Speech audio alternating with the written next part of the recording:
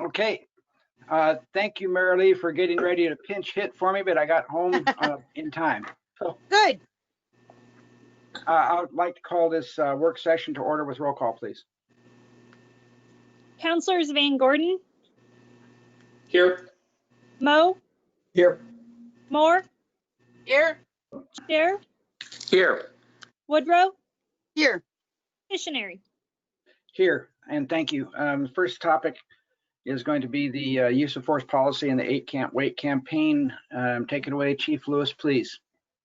All right, thank you, Counselor, for doing this. I think this is a big topic, and I'll try to go through it in a little bit of a systematic way, provide you some information kind of about what use of force is and what it isn't, kind of hit some of those highlights and first, and then we'll get into the specifics of the 8 Can't Wait, go through each one of them individually. I think what we'll do is, if it's okay with you, is as we go through, I'll just stop at the end of each one, and then if you have specific questions regarding that particular policy, we can do this. Then please, at any time, interject and let me, wave your hand a lot so I can see you, because everybody's kind of small on the screen here. If you have a question or something, I'll try to pay attention to what's going on. So I'm going to talk about use of force tonight. And so one of the questions comes up a lot of times, where do officers get their use of force training? And so just a couple of highlights on that is when they're initially hired, the very first week we have them, we put them through roughly about 12 hours of use of force training, just even that first week. They get some hands-on training with some of the tasers and actually how the law works, and just give them kind of that general idea of what they're doing. And then obviously they go to the police academy where they receive extensive training about use of force. And while at the academy, they go through a lot of scenario situations, training by legal experts, and they have a lot of just almost ongoing training regarding use of force while at the academy. And I don't remember the number of hours off the top of my head. And then when they come back and they're going through the field officer training program, they also receive additional use of force training from each of their field training officers. And we have department training regarding use of force. DPSST requires a minimum 8 hours of some type of use of force training each year for officers to maintain their certification. So that's done. And the other place we get training, our officers get training, is on recent court decisions. Those court decisions are shared to us by a variety of sources, a lot of times the district attorney's office or whoever. When there's changes in the law or changes by court rulings, they pass those on to us. So what is police use of force? And there's a lot of definitions regarding this. There's no national definition of what police use of force is. So I looked at a lot of them. Some are really short, some are longer, and found this particular one seems to cover most of it. And what it says is the means of police use of force is the means of compelling compliance or overcoming resistance to an officer's command in order to protect life or property, or to take a person into custody. And so that's kind of one definition of use of force. Councilor Moe. I have a question. What is Springfield's definition of use of force? Well, that pretty much would meet it. There's a lot of, some are just a simple one sentence definition. And that's the reason I picked that one. That's what I would pick. And so what kind of force can be used? And what are we talking about when we talk about use of force? And force can be as simple as verbal. I give someone a command to stop. That can be considered a use of force. It can be physical, and physical can be anywhere from a simple escort hold where I grab someone as they try to twist away and I have to move them a little bit, but their resistance is no more than that, to all the point where we're actually in a fight situation or a wrestling match or something like that. It can be chemical, which is typically a chemical use of force, is your OC spray that the officers have, or pepper spray as they call it. Impact munitions or weapons that police use are like a beanbag shotgun. These are used, if someone's armed with a knife from a distance, and it's an alternative to use before having to go to deadly force. And they're not foolproof. They all don't work as magically as everybody would like them.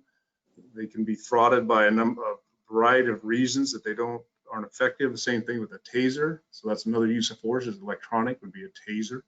And then finally, the firearm is your typical types of force that can be used. So why do officers use force? you're trying to establish control of a situation.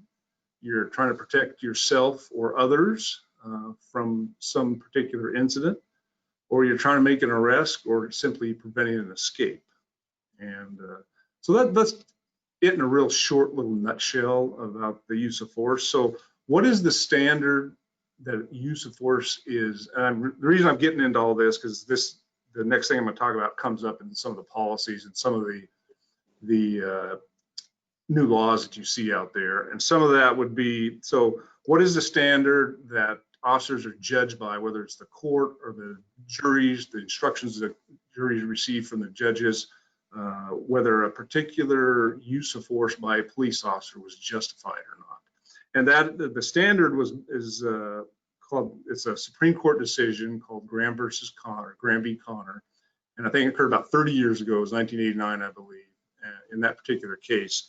And really, you're going to hear the words either reasonableness or objectively reasonable, or objective reasonableness a lot of times when you're talking about use of force. And so what does that standard mean? So from the court, this is something we spend a long time instructing our officers on. I'm going to try to do it here in about 3 or 4 minutes. So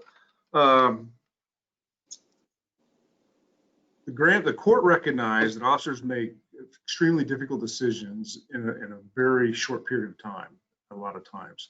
And so when you judge that decision or you make a determination whether the use of force was justified or not, you have to do that from an objectively reasonable standard.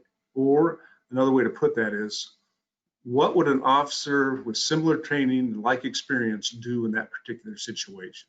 So if I do a use of force, the court's going to look at this and says, okay, would other officers with the same experience I have, with the same training I have, would they use the same level of force I did in that particular situation?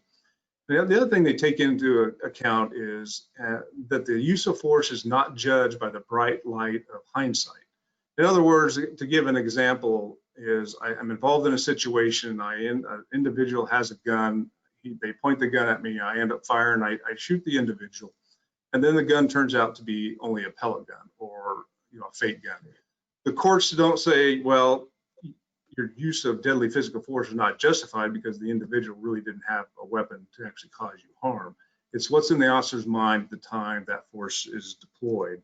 And the other factors the court looks at is the severity of the crime. Why is the officer trying to take this individual into custody? Does the suspect pose an immediate threat to the officer or someone else? Is the suspect actively resisting or attempting to flee? The availability of other options, objective facts of the incident. And some of those can be, you think about different use of force situations officers can find themselves, and different officers. And let's see if I can explain this, if it makes any sense at all. If I'm driving down the street in my patrol car and I'm a 5'6", 140-pound officer, and there's a 5'10", 180-pound individual standing in the middle of the street who looks intoxicated, and I get out and I approach him and they put their hands up in a fighting stance. So what force option do I have in that particular situation? The law doesn't require the officer has to match the force with the same amount of force. In other words, if he puts his hands up in a boxing stance, I don't necessarily have to go put my hands up in a boxing stance with that. I can use the amount of force that is objectively reasonable to overcome their resistance. I can't use any more than that, but I can use force. And so if I'm 5'6" and 140 pounds, a taser is probably the appropriate weapon and appropriate response in that particular given situation. I'm just kind of hitting the highlights. I realize there's de-escalation we can use ahead of time and all this. I'm just trying to give you an example. And so in that particular, but if now the same set of circumstances, if I'm driving down the street, the same 6 foot, 180-pound individual standing there with his hands up in the air, and I'm 6'4" and I'm 250 pounds and I'm in very good condition and young officer, a taser might not be the appropriate use in that particular situation. So the court looks at all the circumstances when an officer uses force and takes that into account, the account of how many officers are present and all the factors that the officer knows at that time and only at that time, not what we find out later on. You think about this, and I gotta apologize to I'm gonna have to get up every 10 minutes and just move enough to turn my light back on, sorry. This could be a reoccurring theme here. Anyway, and so that's how the courts look at that and to decide, what is an officer's use of force, whether it's reasonable or justified in doing that. And so I kind of talk about all that just to kind of get to the 8 Can't Wait campaign and kind of go through these individually. Does anybody have any questions so far regarding just kind of that highlight thing I just spent a few minutes on? Councilor Moore?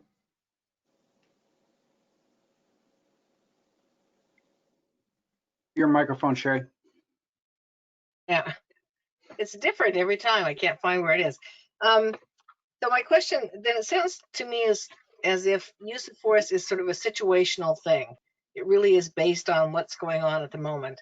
So is there a written use of force policy for the Springfield Police Department? Yes. And so is that available?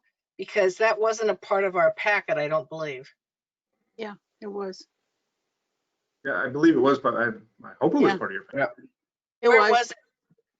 there it is. Oh, okay. So where was that? Was that on down at the bottom of the packet? I'm just, okay. I saw the House bills and things, but I missed that. It wasn't in my packet. Okay. Okay, so it is written, but it is situational. So its application could be based on whatever's going on at the moment, based on all these different factors. Is that correct? That's correct, and that's how the courts judge them, and that's how we also, when we look at them as administrators, that's how we look at them, facts of the particular case. And in the same set of circumstances, the same example I gave, all those circumstances change if there's more than one officer there. I mean, what's justifiable and what's not. So you just look at all the aspects. None of them are easy. Use of force situations happen extremely rapid. I think that's one thing people have a hard time understanding. I can be having a conversation and the conversation can be fine with the individual I'm dealing with, and they can rapidly turn really ugly, whether the individual attacks the officer or turns to try to flee. And then all of a sudden you've got really a dynamic situation, and we're asking our officers to make pretty difficult decisions in microseconds sometimes. And Councilor Pictionary, is it okay that I call upon the people with the counselors with their hands up, or would you rather do that? It's probably the best way to do that. That's fine. I'm not provincial. Okay. So at this point, if I'll just kind of jump into the 8 Can't Wait campaign, and I'm assuming most of you know this is kind of a national campaign that's been out there that's trying to have police departments throughout the country adopt these policies. And I'll just say before I get too far into these, most of these policies we do in some manner, maybe not quite to the extent and the specificity of the particular thing. And I'll go through each one of those and talk about it. So the first one there is that I have in my memo there is ban chokeholds and strangleholds during arrests. And as you know, that there's House bills that passed this year. One was initially, the one I sent to you guys was 4203, and I apologize. There was another bill regarding that came out as 4301 that added a couple things to that. One of the things they added was when the original bill came out, it just said police officers, and they left corrections officers out of it. And then they added some other language regarding use of force. All that information that's in those particular House bills will be incorporated into our policy, our written use of force policy. And basically, when they talk about ban chokeholds or strangleholds, in the past, I'll talk about prior to this law, we allowed our officers to use a carotid vascular neck restraint is what they call it. It was never a chokehold. We never taken their air away, but you were shutting off the blood to their head. And in a situation that you're in kind of a very involved fight, that you would use this. And Councilor Van Gordon, did you have a question? Oh, sorry. And so we don't do this anymore, except we're still allowed to do it, if even by law, if the situation would warrant deadly physical force. So if I'm on the ground struggling and someone produces a knife, or something like that, then I could use this restraint if I couldn't do some other option. at that point. So in this particular The chief? request from the, yes. Could that also, let's say, for example, if the officer has lost their weapon or had the weapon taken away from them, they would resort to that? Correct. Yeah, that'd be a good example of when you would actually use that. So anyway, again, our use of force policy will be modified to change this. There was a directive, as soon as the law passed, I sent out a directive to the officers. This is back in July. I think, or maybe this one's June 20th, if I remember correctly. And the directive that they can no longer do this, so except in that given situation. So the officers are very aware of this. So in this particular practice, we do meet the standard. I know that the ban says a ban on all chokeholds, and it doesn't provide any exemptions, but we do provide that one exemption. Councilor Van Gordon. So as I read this, the ban actually came from a state House bill, and then you updated, updated the sort of force through a general order, and it's going to be put into the policy. So we have some police officers that I would assume have been trained or come up when this was still legal, or I guess still an approved use of force, if you will. How does that get trained for an officer? Because I would imagine policing is a lot about muscle memory. So I would imagine, is there more that's done than just say, hey, stop doing this, guys? That's a really good point, and we've had this situation happen before when you have some change like this, and when the officers have been here, a number of years, 15, 20 years, and this is a particular move that they have utilized very successfully without any issues to any of the people they've applied it to. It can be kind of in a fight situation, it can be a reflex action to go to. So we're gonna have to deal with that when we have our use of force training, when we're actually applying these things. The problem is they say you can't train for it, but they say you can train to put that hold on, but you're allowed to use it in a deadly force situation. And the concern I have with that in particular is if you're going to allow somebody to use it, they need to know how to apply it correctly. Again, so it's not a chokehold, it's work correctly. But to your point, well taken, we're going to have to deal with that with actual live training and talking, besides just talking to the officers, they don't do this. And so when they get into, we have force on force practice occasionally, we'll have to just remind people you can't go to this move unless there's a deadly force situation. And you started by saying there's 8 hours of sort of continuing training per year. Given the amount of changes in the law enforcement industry, is that enough? I know it sounded like it wasn't the state standard. The state standard is 8 hours. It's probably not enough because that 8 hours incorporates the use of a firearm. So all our quarterly firearms stuff, and so we try to incorporate that all in there. So we're just gonna have to be active, whether we do it through a department training or through briefing trainings. There's a number of ways to do that. Also through, I think I've talked to the council before about Police One, which is an area we're able to use through the video thing. So the officers during their downtime can get training through watching a particular situation on the computer. So does anybody else have any? Oh, sorry. I was saying thank you. That was my only two questions. Is there any other questions about the ban on the chokehold before I move on to the other one? Okay, I'm going to go to the required de-escalation during incidents and detainment. So our current use of force policy it's going to have de-escalation specifically spelled out in it. And that's for a couple of reasons. One, there was some litigation that requires us to do that. And two, I think it's a good idea to put that in there. De-escalation has not been in our policy, but it has been our practice for a number of years. And I guess I go back being old enough to talk about, this has been taught to law enforcement since I started here. We didn't use the word de-escalation. We used the word of calming the situation down or buying time is typically how we referred to it back then. But the principles are the same. You're trying to slow the situation down, whether get more resources there, get the guy calmed down, give him time to think without rushing in too much. And so to give you an idea of what the definition of de-escalation is, our definition of de-escalation is going to be, is taking action or communicating verbally or non-verbally during a potential force encounter in an attempt to stabilize the situation and reduce the immediacy of the threat so that more time, options, resources can be called upon to resolve the situation without use of force or with a reduction in the force necessary. So we are in alignment with this particular strategy. Any questions on that one? Councilor Stair? Yes, thanks, Chief Lewis. I know that all of the officers are trained in de-escalation techniques. When this new policy is adopted, are they going to be required to use the de-escalation techniques when appropriate? Oh yeah, that's correct. Yes. My expectation is just based on training, they should be trying to do this even ahead of time. But yes, to follow policy, that'll be required.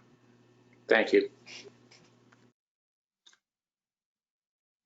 All right, I'm going to move on to require warnings before officers shoot their firearms. Can I ask a quick question? Yes. Sometimes we get in these documents. I don't know where in the document you are and I am when I've got mine on the screen here. But under use of force definitions, I had one here that I wanted to bring up. Firearm displayed is one thing. Firearm deployed means that you use the gun. God damn, that sounds pretty calm to me. Deployed, but I think it's a more serious thing than just use soft words like that. That's just my comment. I think that was language we use for the keeping stats in the computer. I think if you're looking at, are you talking about the? I'm actually looking at Exhibit A, page 2 of 2, and like I said, I start flipping through pages here. I'm not sure I'm the same page as you are, but I just wanted to bring that up because I want to say something about it. Okay, and right now I'm just going through my memo. No, you go fine. You're fine. I just saw that. I thought, man, firearm deployed seems like it's more serious than that when you actually use it. Okay. That's all. Okay. So require warning before officers shoot their firearms. And the House Bill 4301, which is one I talked about here earlier, it talks about that, giving a warning if possible. We do allow in our policy that if the circumstances allow, then you definitely have to give a warning. If for some reason there isn't time to give someone a warning, and you can think of a number of applications where that might happen. You have an active shooter in a mall who is actively shooting people as you approach, then there's no time to give warnings. If you do that, innocent people are going to continue to be harmed. And so the policy won't be mandated that you absolutely have to do that, but if the circumstances allow, then you shall do that. And again, that'll be so we're in alignment with this standard, except for the exceptions aren't delineated in this particular standard. There are possibilities that you may not have time to do that. Councilor Moore?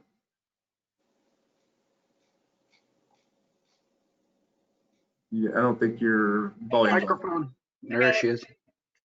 So when I was reading through this, I didn't see any place where it talked about, shooting. When you shoot the firearm, when you use the firearm, is there a place where it would say, like shoot them in the leg rather than shooting, or in the arm, or shooting them in the foot, or something that rather than, shooting to kill or shooting to, so where is that? Where does that come up? So that's in the training, and on a national level, police officers are taught to shoot to stop the threat. And people do ask the question, why don't you shoot them in the leg or someplace else?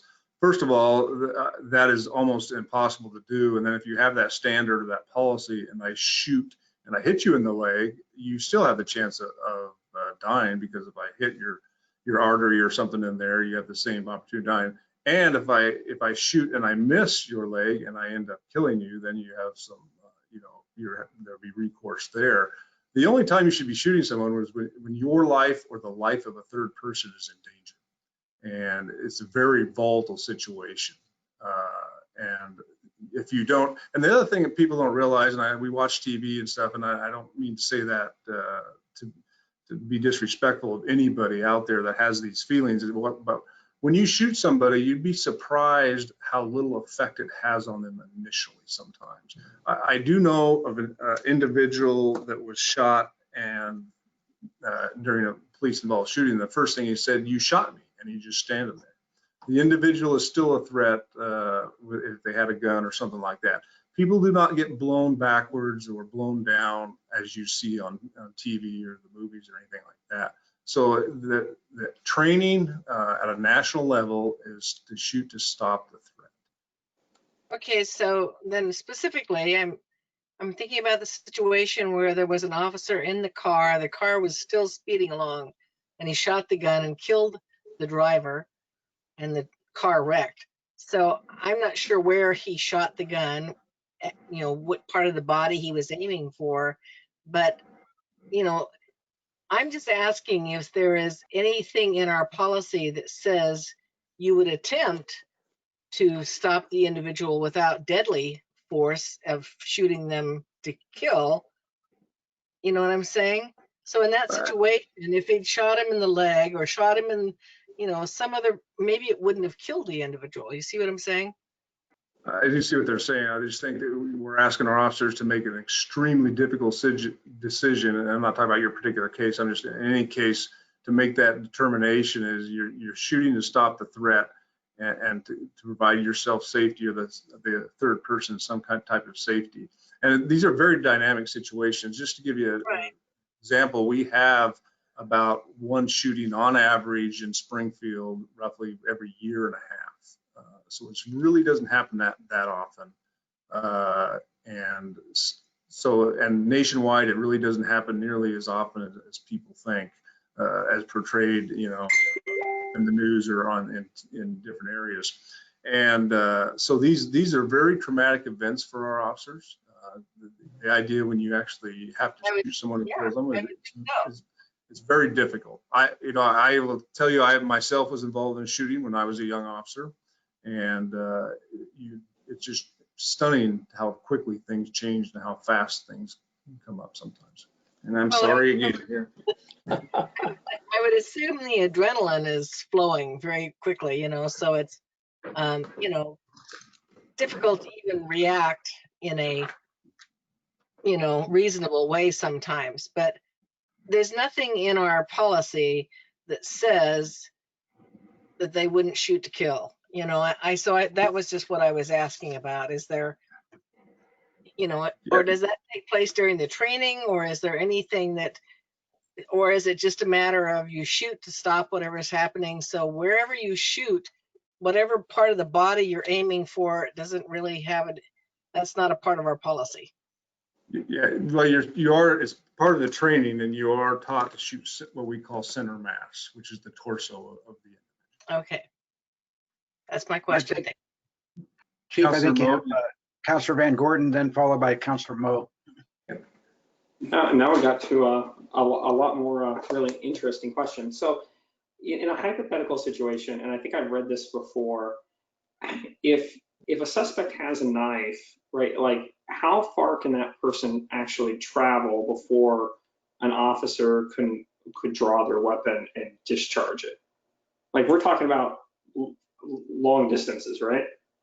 Yeah, and if I could give you that example has been around a long time, and people talk about what they call the 21-foot rule. And that 21-foot rule says even if I have my gun out and pointed, that a suspect could possibly close that distance, even with your gun out pointed, before you have the reactionary time to fire your weapon. And what that means, basically, if you think about, you know, you see a movement and you react to it, there's roughly about a 3/4 second lag time to realize, okay, what's happening, and now I've got to make a decision of what to do. And so they do talk about this knife being the 21-foot rule.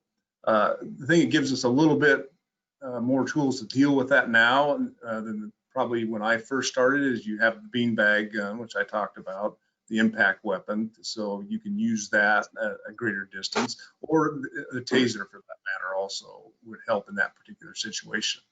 But even with the officer having their weapon out and pointed, there's that lag time that you can get yourself into serious trouble quickly.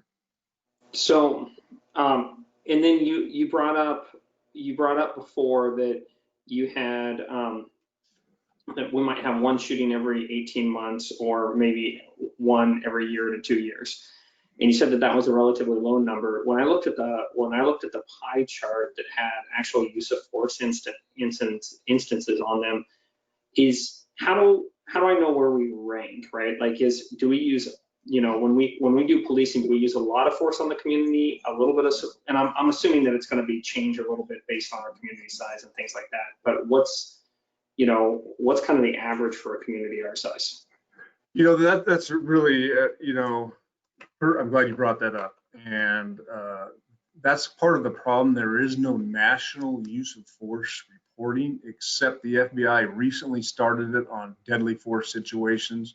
But there is no national use of force that says everybody needs to report these this way. So, use of tasers, all this. And so that it's hard to judge us against another police agency. Now, each agency keeps their own data like we do, and we can look at that. Now, how they classify certain things, you got to kind of get down the weeds and make sure that you're comparing apples to apples.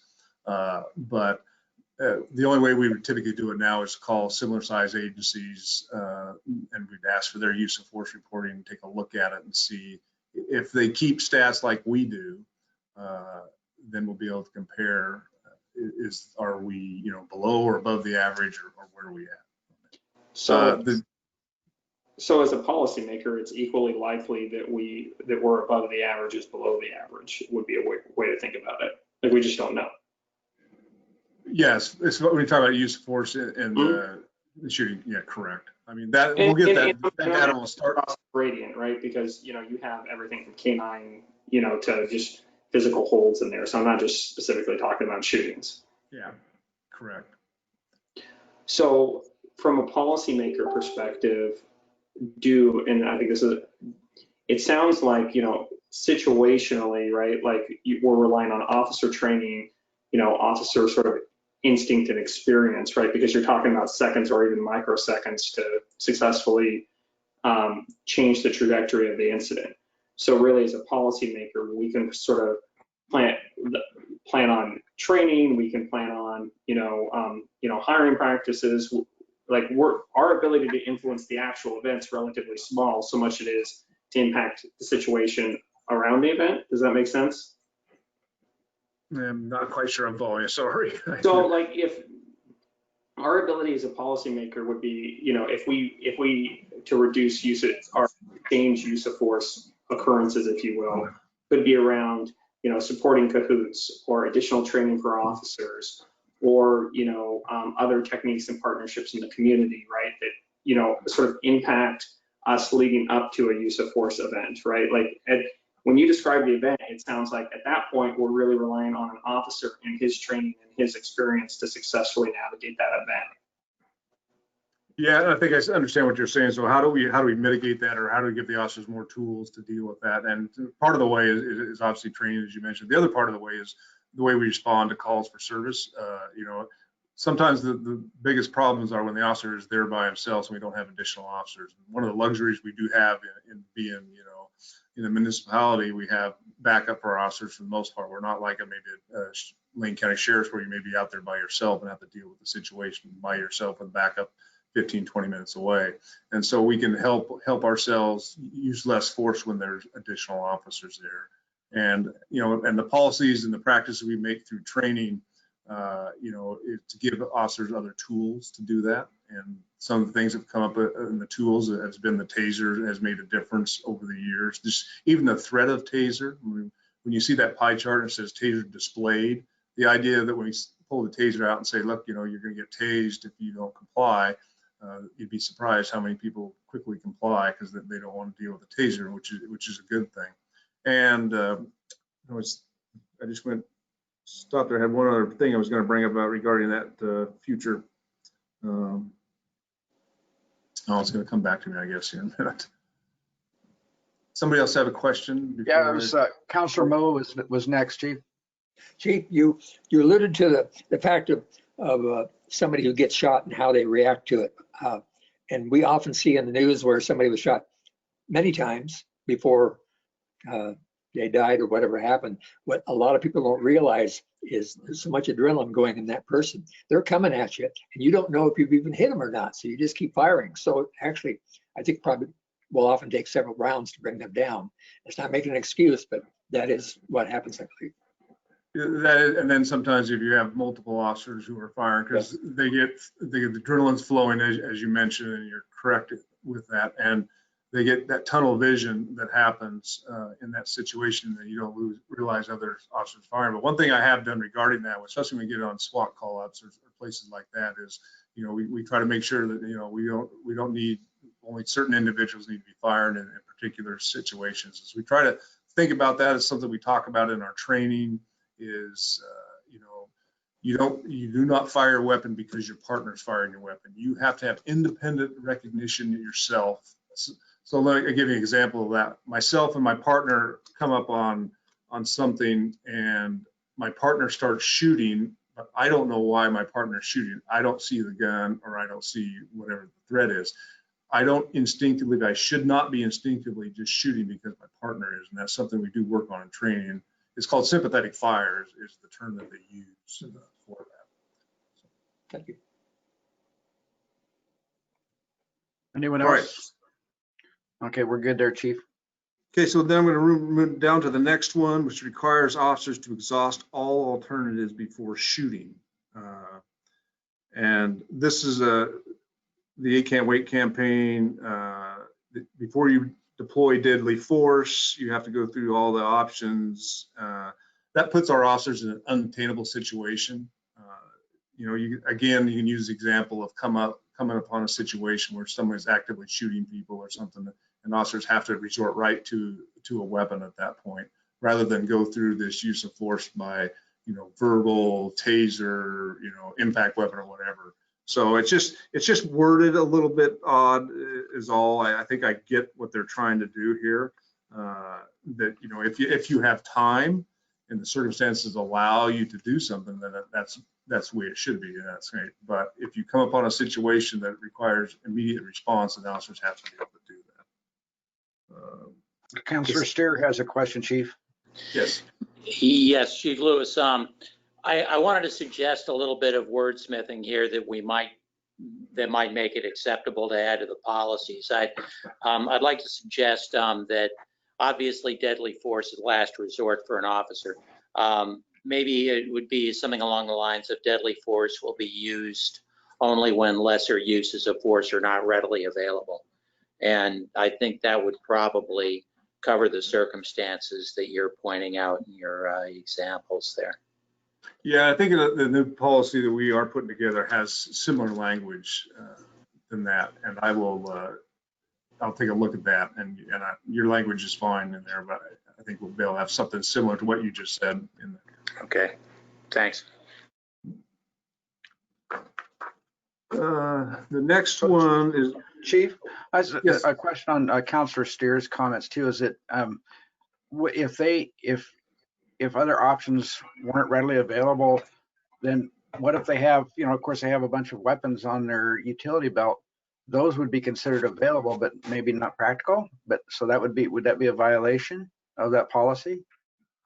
Yeah, I think it depends on the circumstances of the case. I mean, you're not gonna, realistically, you're not obviously bringing a taser to someone who's armed with a weapon, right, or something like that. Right. I mean, it's got to be, again, we go back to this objective reasonable standard.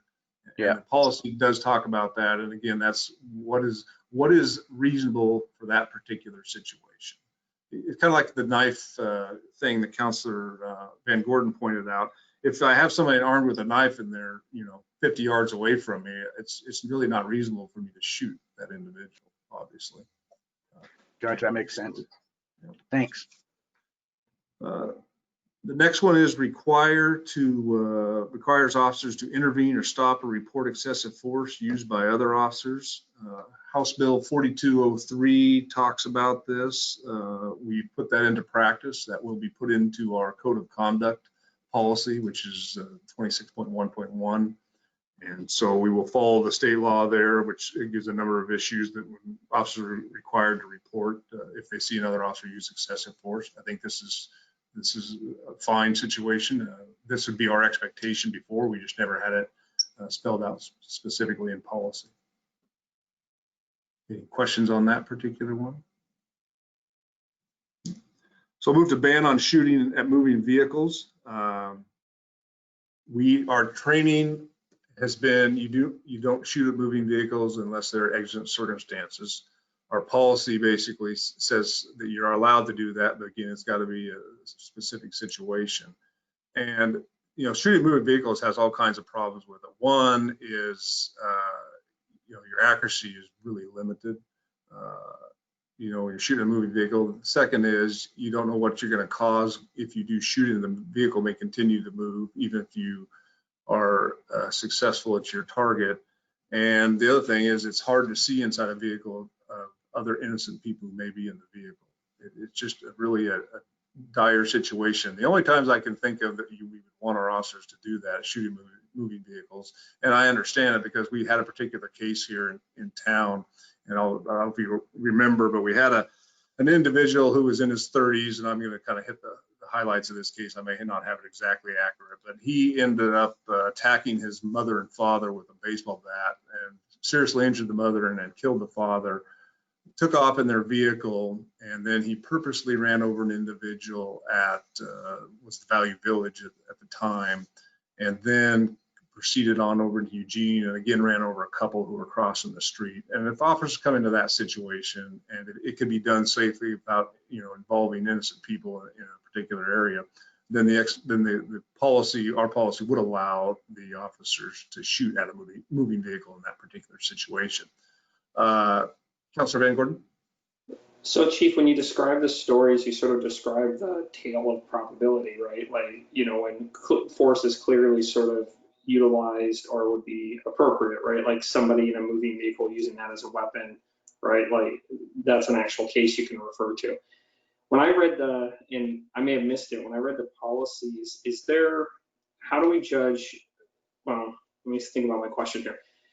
Can an officer unduly accelerate the situation to a point that force is required? And then, or is that portion where they're sort of, if they're unduly accelerating it and then have to use force, even though it meets the standard for force at that moment, how does the first part get discussed? Yeah, I think that's a training issue, and I know exactly what you're talking about. I'll give you an example. As I walk up, I see a car parked someplace, and I get a suspicious subject call, and there's a car parked there with its engine running, and I walk right towards the vehicle, and I walk in the vehicle's path, and the individual panics because they have, I'm just giving you a scenario here. The individual panics because they have a warrant and they put it in drive and drive away. Their intent isn't necessarily to harm the officer. Their intent is to escape the apprehension. Or the officer purposely, as what you're talking about, steps in front of the vehicle, maybe from a car stop. It looks like the guy's getting ready to go. The officer steps in front of the vehicle. That's creating a situation that we don't want to put our officers in. That's a training issue that we talk about during training, is do not put yourself in that situation where now you are, in theory, yes, maybe you're justified in using force, but you're kind of creating the situation a little bit by doing that. You got to be really careful about doing that. It's just besides not being a good idea, it's really dangerous for the officer. The chances of you getting run over are significant, and the chances of whether your rounds impact your target, as I mentioned, or not, it doesn't mean the car is going to immediately stop. So it puts our officers in a dangerous situation. So our training is not to put yourself in that particular spot. So is that front portion treated at the same level as the back portion, right, from a policy perspective? So you talked about training, you talked about from an officer safety perspective, a public safety perspective, but is it like if we went through all the policies, would we find somebody, a specific policy that, hey, we don't want you to put yourself in an overly dangerous situation when it's not appropriate? Yeah, to answer your question, it's not delineated specifically in policy right now. We have it in the past. Some of the things that we do, we try to keep the training. We try not to make the policy manual. Policy is a general guideline. The specifics we try to spell out in our trainings. Okay, thank you. Any questions? Councilor. Yeah. Thanks. This is going to seem like splitting hairs, but I guess the question I have about this one is whether it's appropriate to shoot at a moving vehicle when the vehicle itself is a threat or when the occupants themselves are threats. And I'll give you a for instance. How about some kids joyriding? Would it be necessary to see into the vehicle and see who's in the vehicle before shooting into the vehicle and finding out later that it was kids that were on a joyride? Yeah, again, the officers, need to be careful where they put themselves in that path of that vehicle. I think it's different if I'm an officer and I'm out here simply directing traffic and a vehicle is barreling towards me. I mean, the reality again is that, we teach our officers get out of the way, because just because you shoot in the vehicle doesn't mean the vehicle will be stopped. And it is difficult to identify people in vehicles. If you think about when you walk around out there, whether it's daytime or nighttime, and the glare from the window, whether it's sunshine or nighttime, it's really difficult to see inside vehicles who is where. And when you shoot in a vehicle, even if you're justified in shooting at a particular person in a vehicle, you may have innocent people. And the last thing you want to do is harm somebody, some innocent, whether it's a child or anybody else inside the vehicle. So shooting moving vehicles is something we really discourage, and we keep that exception only for extreme cases. Thanks. All right. So Counselor Moore has a question, Chief. just to say that, so we could accept this ban shooting at moving vehicles if we just added something about exceptional circumstances. Is that correct? Yeah, we'll add a little bit in there regarding this in our Okay. policy. All right. Thank you. The next one is establish a force continuum that restricts and creates policy regarding the most severe type of force to the most extreme situations. And so this one will be a little bit harder to explain. This is going back here probably to the 80s. They used to have a use of force continuum that they taught, and it was taught at the academy. A lot of police agents had it in their policy. It's really kind of a step-by-step process. Probably the best way to describe it. The officer kind of was taught that to get to where you deadly force, you kind of almost had to go through these other steps. That's no longer taught at the academy. It's been changed for a number of years. The DPSST, or the police academy, went away from this years ago. And so what you'll see from almost all agencies is they don't follow this force continuum anymore. To give you an example, the police chiefs, I saw a recent question about, it was posted on a website there about, how many agencies utilize, this force continuum, and about 15 different agencies throughout the state replied to this particular question, and none of them use the force continuum. So that's not our practice or policy. It's not what the police academy teaches. We want to kind of stay in line. Councilor Stair. Thanks. My understanding of the use of force continuum was that when they were in effect, that the use of force continuum allowed an officer to escalate the use of force under certain circumstances. The citizen did thus and such, and then the officer was allowed to pull his baton. It wasn't mandatory for the officer to pull the baton, but you could at that point.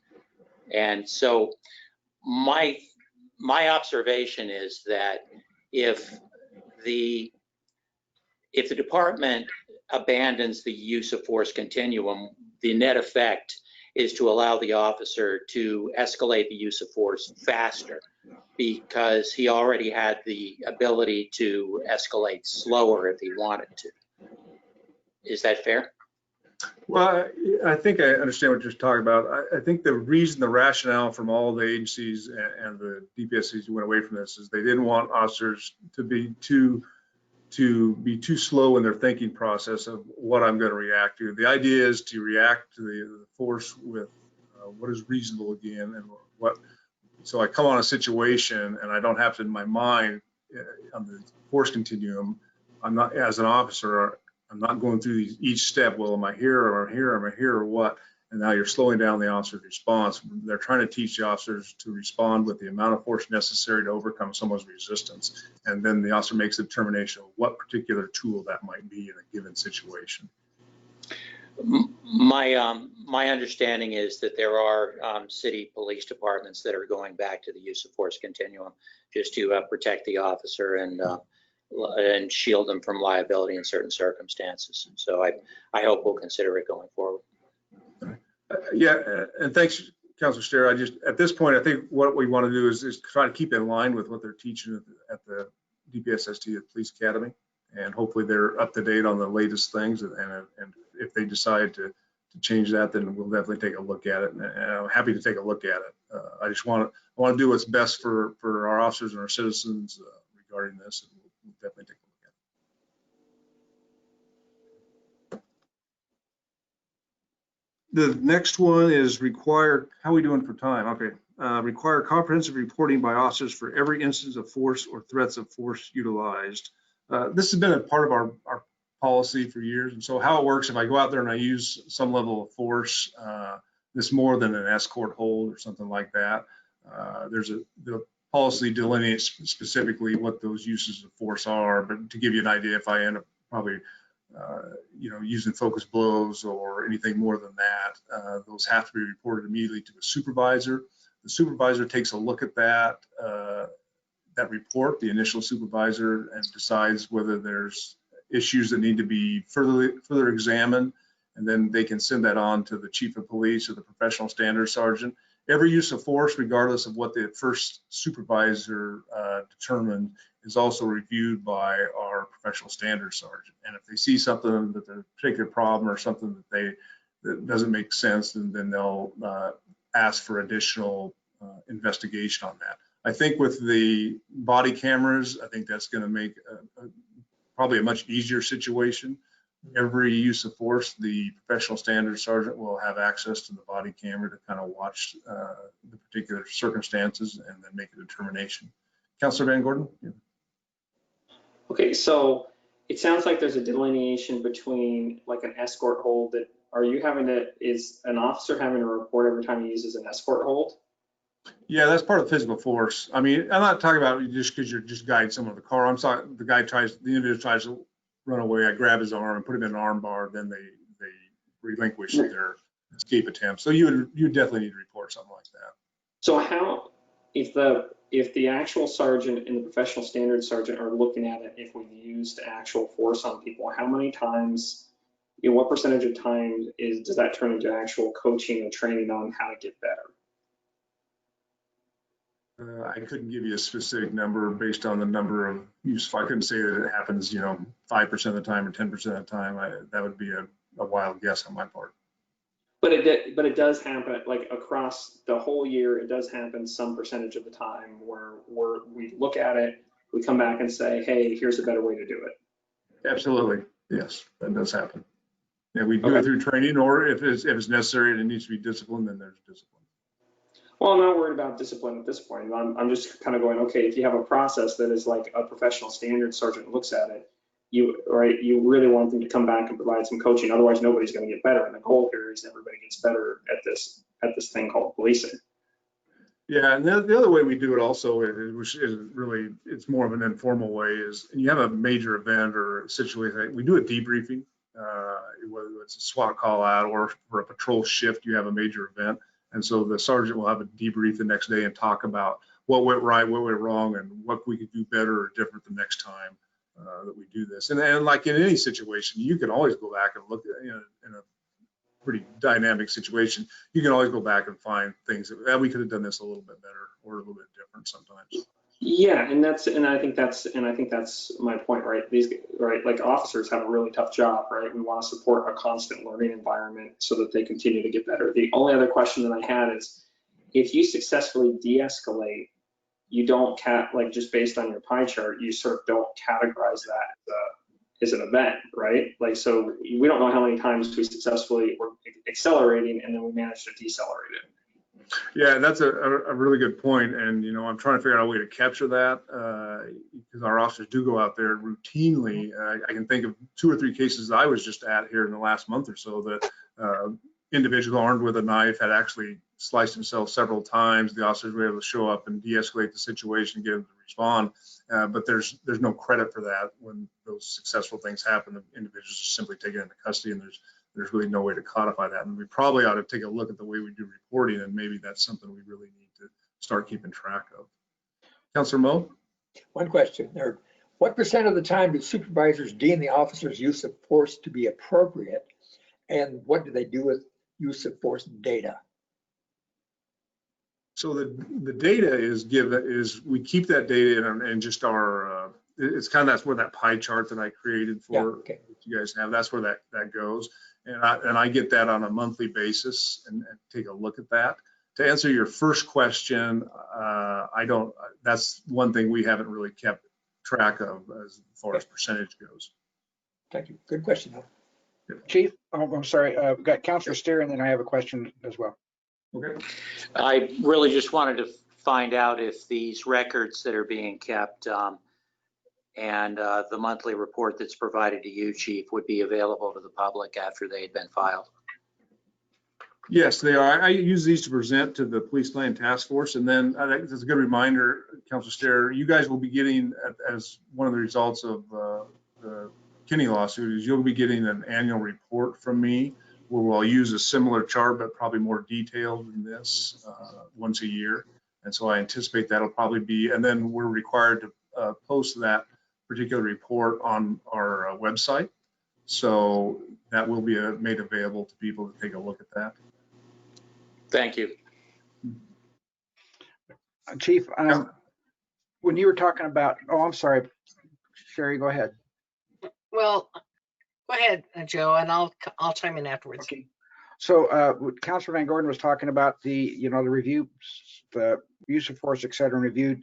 In that review process, let's say you have a use of force incident, it's reported, it goes to the standards sergeant, but you have a situation that involved use of force. And so the people that are training the officers are your use of force instructors. You may call them defensive tactics instructors or special weapons instructors, whatever. On those reports, are those currently being reviewed by the instructors, so the instructors themselves can look to see if their curriculum is appropriately being used, or if it was appropriately taught or inappropriately, and potentially modify the current curriculum that they're training based on actual incidences to improve the responses by the officers? So these support instructors are brought in if there's a question in a particular case. If the sergeant looks at this and says, I'm not sure about this, they'll get in touch with the use of force instructors and say, what do you think of this particular thing? And then they can use that at a later time in training. I think what you're asking of me is kind of like what we do for pursuits. We do that, what you're suggesting for pursuits and for our emergency vehicle operations instructors. We take a look at all the different pursuits and make sure that they get a chance to see those. I don't think we've done what you're talking about for our use of force, but that would be easy enough to do the way we do the reporting of this. It just seems that it's an opportunity here to improve what's happening, and also to make sure that the instruction is appropriate, because it could be that there is some instruction that may not be appropriate or has diverged from standard practice. And all of a sudden it's like, oh, it's a good way to catch that and to go back and bring it up to date. Okay. Councilor Moore? So, am I on? Yes. My question has to do with, you're saying you're doing an annual report, and it seems to me that it might be beneficial to do it a little more often than that, because a year down the road, if we're seeing that there's some real issues, that's a long time to wait to do some corrections, or for the council to be informed about what's going on. So that was just a thought, a suggestion that maybe, would it be possible to do it a little more frequently than annually? And then my other question just has to do, or my thought was, we could have the best policy in the world, but what it comes down to really is our officers' situation, how they handled the situation they're in. And so I appreciate the fact that we're looking at policy and reviewing the policy, but as I said, we could have the best policy in the world. That's not going to stop things from happening if we don't have training, as Councilor Piscineri pointed out, and as we've talked about, and if we just don't, and hiring practices, that we make sure that we're getting officers who are, I don't know, but I guess that's my point that I wanted to make. You hit it right on the head. It really, the policy is just a guide, but it's really the individuals you hire and how you train them is really what the driving force is behind people acting appropriately and doing the right thing.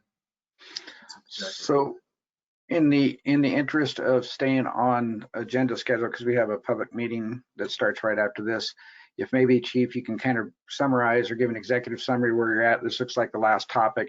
And then if there's interest from the council, to please bring that forward to council leadership, and maybe we can add some specific items so the chief can respond back to those questions.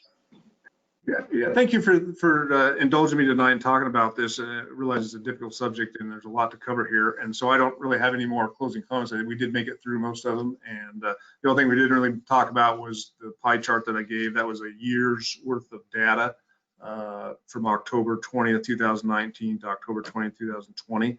And I hopefully that there's the key on the back kind of gave you an idea of what those numbers mean and what those are. And I have so one comment in regards to keeping up to date with what's going on, and Sherry mentioned the annual report. I think it would be helpful if the counselors received the minutes from the the task force meeting. We haven't had that in the past where we've received the minutes of the meetings, and I thought it might be helpful for counselors to receive that information. Okay. Sean, go ahead. The other thing is, Chief, the pie chart, like, I would love to come back to this topic when we, like, after we get the annual report, but the pie chart is not a good representation of, the use of force. It's just, the year's not on there. There's just a lot of questions. There's no trends on there as far as where we are from any, the previous year. I'm assuming it was in the 2020 or the 2019 number. I would just encourage you not to use a pie chart, but instead look for something that at least shows us some sort of trends. Okay. Yeah, and I just wanted to throw this in there just to give people an idea of how much force is used based on the number of arrests. Is all and I appreciate it. I think it's a good first cut at it to kind of get us educated, because I think we all had a ton of questions. But I think as you kind of get to the annual report, it's maybe turning the dial a little bit about how you represent the data would help everybody in the community. Okay. And Sean, that's actually, I'm glad you brought that up. I had made a note right here. Chief, you asked a question about where we sit with other agencies. That I think that is a very good tell as to where we are, and it can point out goods and bads. But I think that it would be worth the effort to reach out. And I know a lot of agencies are probably a little tight-lipped about their force situations or their force records. But it may be worth reaching out and seeing if we can get some comparators. So we at least, are we applying force way too much or not as much as others or whatever? I'm not, what I'm saying? So yeah, I think that can be done. And the only ones that'll be a little bit iffy probably is the physical force part of it. Everybody's going to probably do that a little bit different, but the number of tasers deploy and the tasers utilized and that sort of thing, we'll be able to get that data, I think. And yes, we'll make that part of that report. I think people would like to see that. Okay, folks, I'm sure there's a tons of questions still, but this is a great start, and I consider it a start, and I think that and I think everybody else considers it a start, in that we're looking forward to an update on this down the road, and we'll get it back on the agenda. Sound good, everybody? Yes. Okay. Appreciate it, Chief. I think we'll move into the regular meeting here real quick. Call that to order pretty soon here. AJ, are you ready for me to call the regular session? If you would like to adjourn the work session and call the regular session to order, that would be great. Okay. We're adjourning the work session and now bringing to order the regular council session with roll call. Councilor Van Gordon. Here. Councilor Moe. Here. Councilor Moore. Here. Counselor Stair, Here. Counselor Woodrow. Here. And Counselor Pictionary. Here. Thank you, Neil.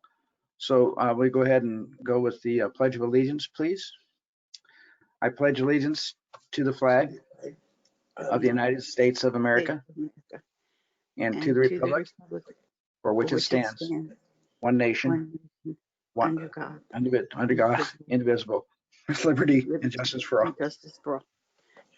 Been a rough. That's rough very drive hard home. to do at a virtual meeting. Yeah, it is. Thank you. Moving on. So let's go with the Springfield Upbeat. I have a proclamation tonight. I'll start it off as whereas Springfield, Oregon is a community which acknowledges that a special vibrancy exists within the entire community when its individual citizens collectively go the extra mile in personal effort, volunteerism, and service. And whereas Springfield, Oregon acknowledges the mission of Extra Mile America to create 550 extra mile cities in America and is proud to support Extra Mile Day on November 1st, 2020. Now, therefore, I, Joe Pictionary, Council President of the Springfield, Oregon City Council, do hereby proclaim November 1st, 2020 to be Extra Mile Day. I urge each individual in the community to take time, not only on this day, but every day, to go the extra mile in his or her own life, but to also acknowledge all those who are inspirational in their efforts and commitment to make their organizations, families, community, country, or world a better place. Next item. Council, the next item is the consent calendar. Do I have a motion? I move that we approve the consent calendar. I second. It's been moved and seconded. All those in favor by roll call vote? Counselor Van Gordon. Can I ask this question first? Oh, sure. Is the purchase of the police cars on the consent calendar? Yes. Yes. Okay, I do have a question on that, so if you'd hold that for me. Okay, let's pull those out. And would the motion still carry or still ready Need a for new vote? motion? I'll probably go ahead and do a new motion. I We move need a that new we motion. approve the consent calendar, withdrawing the conversation about the police vehicle purchase. I second. Okay, it's been moved and seconded with roll call, please, or with a vote call. Counselor Van Gordon. Yes. Counselor Moe. Yes. Counselor Moore. Yes. Counselor Stair. Yes. Counselor Woodrow. Yes. And Counselor Pictionary. Yes. So with that item pulled for discussion, Councilor Moe, what would you like to discuss on that item? It's my agenda in the future to try and make Springfield a little softer city, law enforcement wise. And what I would like to see, maybe not this time, but I'm looking on the items on this car, they're all black. And I think we should start looking at getting to a different color than black in our police cars and the police uniforms eventually. I think people, it's pretty overwhelming, all black all the time. And I think we should, part of our program should be to sort of soften that image. So that was the only comment I had on that. Other than that, I'm fine with it. So would you like to make a motion to approve that item? I would make a motion to approve it. I'll second it. I think I got Sean in there next. So it's been moved and seconded on that item. Roll call vote, please. Counselor Van Gordon. Yes. Counselor Moe. Yes. Counselor Moore. Yes. Counselor Stair. Yes. Counselor Woodrow. Yes. And Counselor Pictionary. Yes, thank you. Next item, please. Next item, we have no public hearings this evening, which would make business from the audience our next item. And Just looking through our attendees, we have no one here at City Hall and 56 attendees online, and just looking to see if we have anyone either raising their hand or putting in a question. So if we could just get a moment, we'll pull those together. Okay. Okay. In the meantime, Councilor Pictionary, would you like to read the instructions? Well, perfect timing. Yes, I will.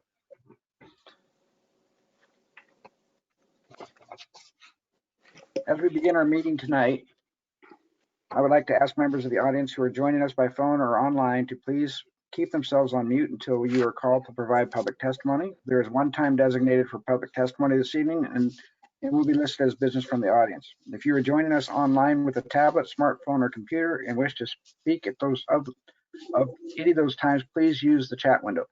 It looks like a speech balloon on the upper right corner. Please send a comment to the organizer with your name, ward, or general location and the subject you would like to speak about. You can select the organizer at the bottom of the chat window. I will call on you when it is your turn to speak. For people calling in by phone only, you are in listen-only mode and cannot be called upon. In order for public testimony, in the order of public testimony will be as follows: is anyone in person at the council chambers, anyone who has submitted a chat, and anyone who has submitted email in advance. If there's remaining time, Mr. Ladati will read emails into the record. Thank you, AJ. Council, we currently have 6 members of the audience who would like to speak this evening. And I can start. Okay, I'll go with the business from the audience instructions real quick. It's business from the audience is limited to 20 minutes. Please limit comments to 3 minutes. And your request to speak card is not applicable. And now we can go. Okay, our first speaker today is Holly Shaper. I'm just looking for her. Okay. Holly, if you're ready, you can unmute your microphone.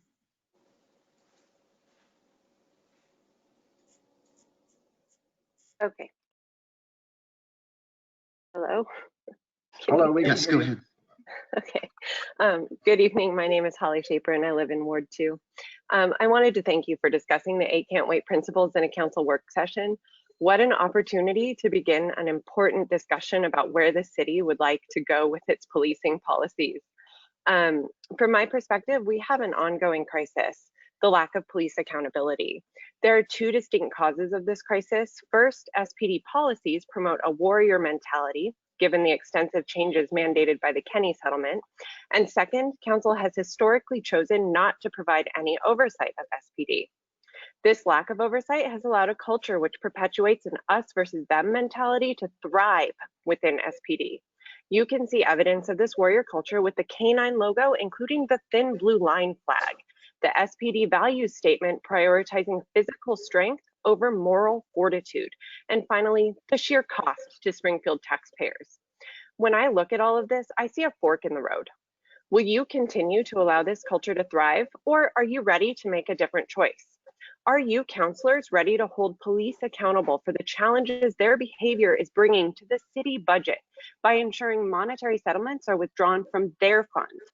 Are you prepared to cut some of their excess instead of cutting valuable services that help Springfield residents thrive? For instance, are you ready to consider removing SWAT and instead partnering with other agencies to provide this resource when it is needed?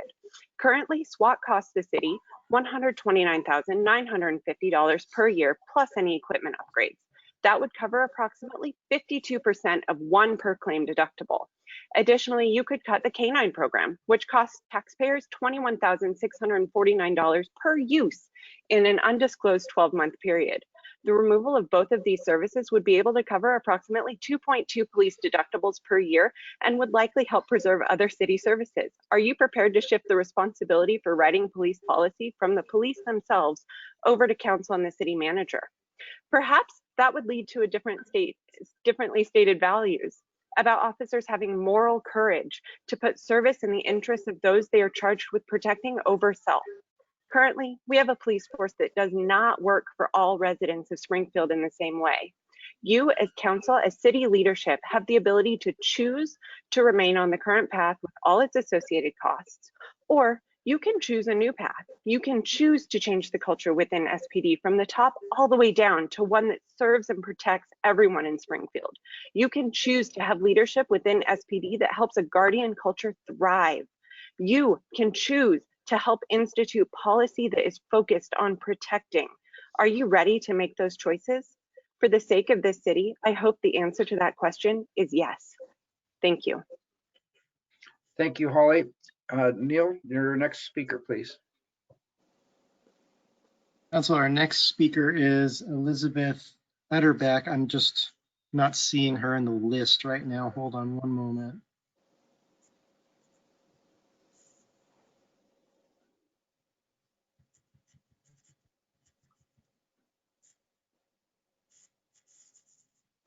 Okay, I do see her here. Sorry about that. Elizabeth, you can unmute your microphone. Got it. It's probably because my last name starts at the end of the alphabet. Anyways, this is Lizzie Utterback. I live in Ward 3. I was going to begin my comment by thanking you for updating the packet to include the use of force policy, but that gratitude fell short when I witnessed you gaslight Councilor Moore during the work session. She asked if the use of policy was included in the packet and was told it was. Councilor Moore, you were correct. The policy was not included.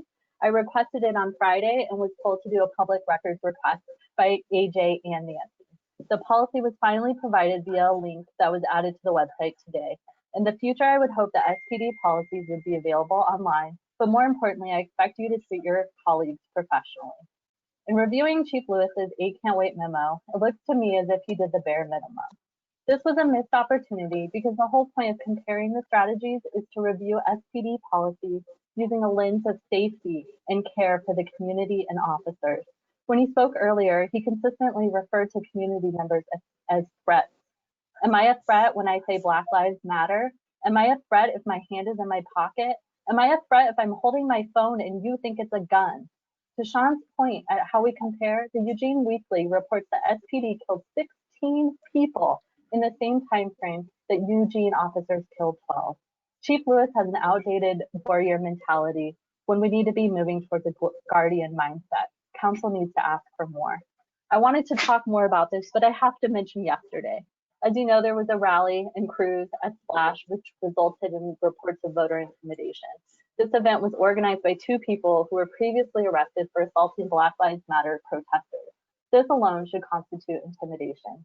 I went to Splash to bear witness, and now I'm wondering, did that make me a threat? On my drive over, I was boxed in on 58th Street by 2 large trucks with Trump flags. I made it to Splash. I saw a completely full parking lot with Trump flags everywhere. Rally goers were being directed to park on the grass. I parked on the street and walked in. There were people with guns and no masks. One car had the word deplorable written on the side of it. Some of the rally goers were circling the parking area on foot, evidently doing their own security. This militia type behavior made me feel very unsafe. I watched the ballot box and I saw Trump cars parked there. I saw a voter ask, will Ameline staff because there was a parking lot, the exit route was not obvious. The event was originally planned to happen at Bob Kephart. I want to know why William staff had them changed to a venue with a ballot box. It's the final weekend before polls close. And prior to the event, when concerns over voter intimidation were reported to the city, why wasn't the event moved?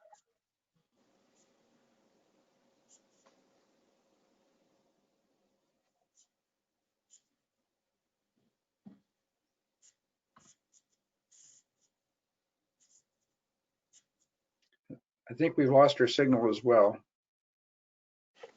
Yes. So she was within about 15 seconds of her allotted time. So if she comes back on, Neil, and wants to finish a sentence, that would be okay, as far as I'm concerned. Elizabeth, we have you as self-muted. Is that something that you've done? Oh yeah, I finished my statement. I didn't know it cut out. I was just saying that you know, why did William have them changed to a venue with a ballot box? And when concerns were brought to the city, why wasn't the event moved to another location? Okay, Elizabeth, thank you. We just want to make sure you got out what you needed to get out. Appreciate it. Thank you.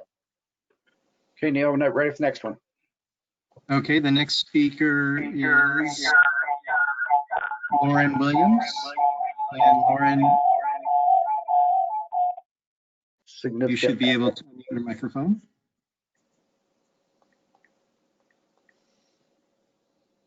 Can you hear me? Yes, Yes. I missed the name. I'm not sure if anybody else got the name. Can we get your name, please? Yeah, absolutely. My name is Lauren Williams, and I live in Ward 2. Thank you so much. Yeah, thank you. I wanted to thank you all for your time and undivided attention. And I would specifically like to address Counselor Moe, who's my ward representative, and Counselor Pictionary. Counselor Pictionary, I'm not sure if you remember commenters. I see that you wrote down my name, and I'm not sure if you remember my past comments, but a while back I expressed disappointment that the SPAC isn't overseeing the police department. I'm not sure if you can acknowledge yeah, you do remember that. I remember, You responded to me, which I really genuinely appreciate, that it's not the job of SPAC to oversee the police department. And so I'd just like to have some clear communication about who answers to who. As I understand it, Chief Lewis answers to Nancy Newton, the city manager, and Nancy is hired, annually reviewed, and fired by council. She answers to you, and you were elected by the public. Is that correct so far? Yeah. I think you're right on the money. Because you were elected by us, by the public, you also answered to us. I think that's probably correct. Yeah.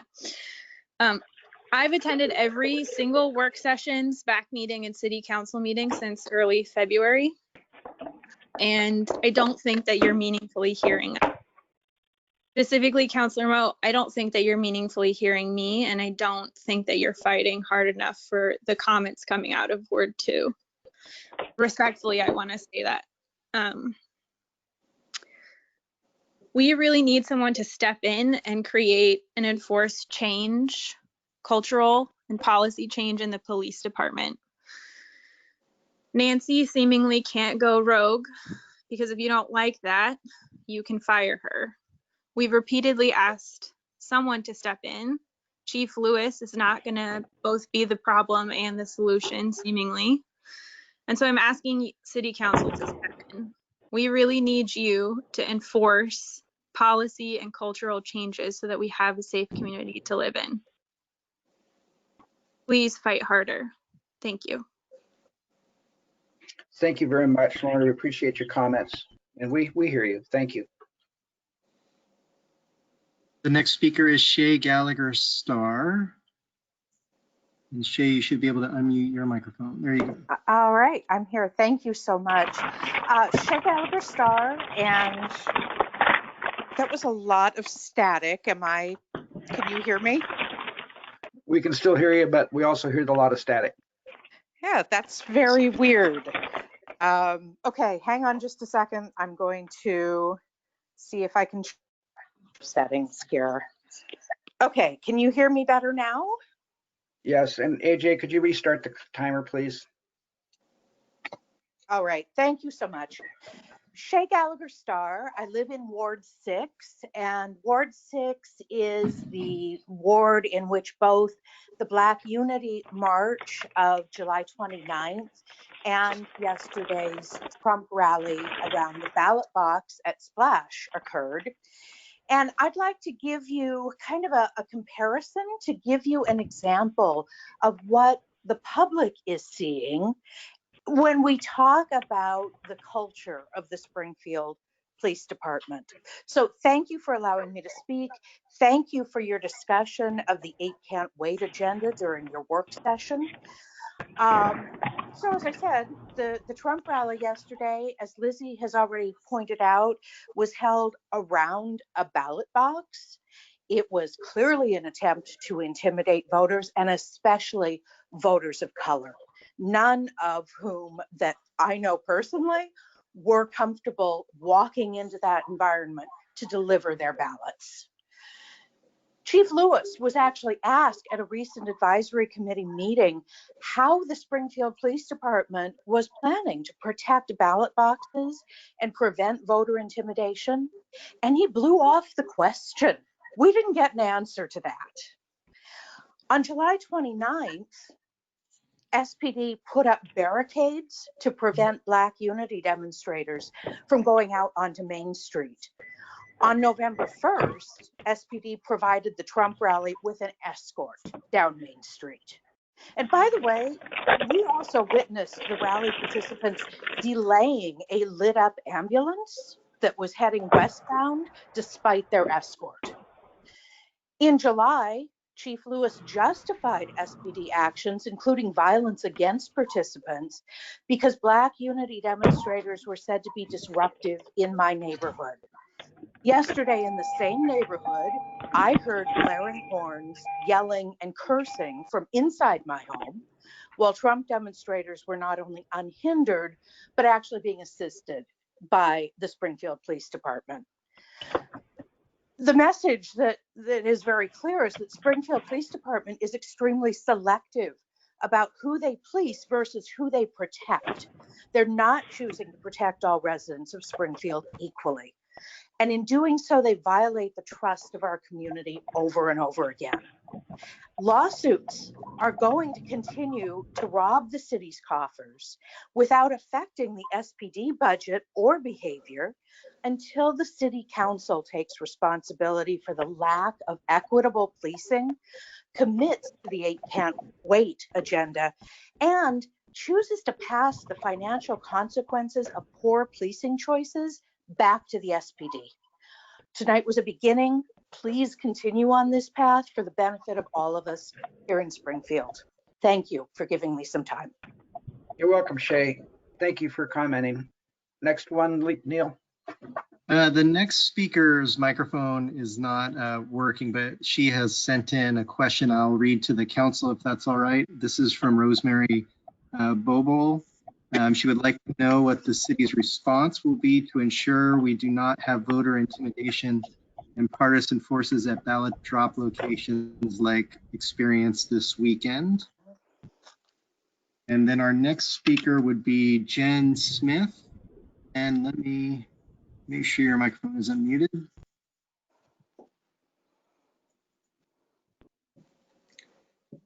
Okay, Hi, should be can good to you go. Hello, can you hear me? Yes, we We can. hear you, Jen. Jennifer. Good evening. Go ahead. Good evening. Thank you. I was watching the work session as well. I also wanted to thank you for looking at the 8 Can't Wait agenda. And I just wanted to thank everyone on the council for just always being very open in Springfield to public comment and respectful. It's clear that you're listening. So we do really appreciate that. I really want to encourage everyone on the council to ask the right questions. As I listen to these use of force policies, so many of them are based on what I would call the judgment of a reasonable officer or the judgment of an officer and their own snap second judgments and decisions. I would venture that the judgment of all the officers that participated on July 29th, including Chief Lewis himself and anyone involved in prior use of force instances, is seriously in question right now. We're asking our officers to stop shooting citizens and saying once is too many times. And just the cavalier way that it was presented was really chilling to me. I think SPD has a pretty horrific record on this. The per incident insurance required and legal troubles alone are a pretty clear indicator of that. If de-escalation is being taught to law enforcement, it's standard policy. Why wasn't it applied July 29th? Why isn't it applied when someone's, leaving an area in a car? What if the public doesn't agree with what another officer says is reasonable? I mean, given our current complaints about the toxic warrior culture in policing. So, for example, I think most people would say don't shoot someone in the back or who's fleeing. But SPD officers and use of force policies and history seems like think that this is fine. SPD has lost settlements, lawsuits. This policy is fine in the investigation of its fair. How many of the SPD use of force policies were violated, and then Springfield Police Association defended the officer who violated them? Why does Officer Stone wear a body camera? Why was it called a pilot program seriously when actually it was a result of an excessive use of force complaint, from what I understand? Why was Inspector McKee pushed out of SPD? Why is the focus on how an officer may be at risk instead of if the public may be at risk? How much training does SPD do when not to shoot? Scenarios where you should not use the gun of those 8 hours per year. Saying that tunnel vision is happening because we're not teaching officers to be empathetic, how to value others' lives over their own, how to be civil servants. There are good officers out there. There are officers who are like that, and there are officers who are not. I would say it's never reasonable to shoot a civilian. It should be only the most extreme scenarios, school shootings, hostage situations. Slow thinking process is necessary. The force continuum. That person could be innocent. And even if they're not, the police are not the judge, jury, and executioner. So, thank you. Thank you, Jen. Appreciate your comments. Neil? The next speaker is Thomas Kephart. Thank you. Hi, can you hear me? Yes, we can. Go ahead, Thomas. All right, good evening, council members. So I'm Thomas Kephart, Ward 6, and I want to talk a little bit about what happened yesterday in our community. So yesterday afternoon, as many people have noted already, Springfield police escorted a parade of white supremacists and other so-called patriot groups around our community. Those who are sworn to protect and serve the entire community of Springfield escorted this parade as they blew through traffic signals, shouted obscenities at observers, revved their motors, burned out at occasional stop and go points, incessant honking, and brandishing their weapons at various stopping points within the city. The starting point of the parade happened to be at a ballot drop-off point where observers saw men standing around drinking and with assault rifles at the ready. All of this was also in plain sight of police. I don't think it is a stretch to say that many people see this as police collaborating with a group determined to frighten and intimidate members of our community, especially those who've already been marginalized. Some people might argue that these are just good-natured folks who want to express their First Amendment rights to protest and show support for their president. However, some of the organizers and many of the participants of this parade are well-known white supremacists, having spent time behind bars for hate crimes and other atrocious acts. It would be one thing if the police were honestly making sure to provide logistical support for a legitimate parade, but I question legitimacy when various participants were visibly breaking multiple laws. This is obviously not the first time that Springfield PD has given preferential treatment to far-right protesters in our city. In fact, my neighborhood of Thurston, during a Black Lives Matter protest a few months ago, police openly supported and encouraged bad actors while taking an aggressive and escalatory approach toward the young people marching for social justice, an act for which the Springfield Police Department is currently under investigation. All of this comes at a critical time in our nation and our state.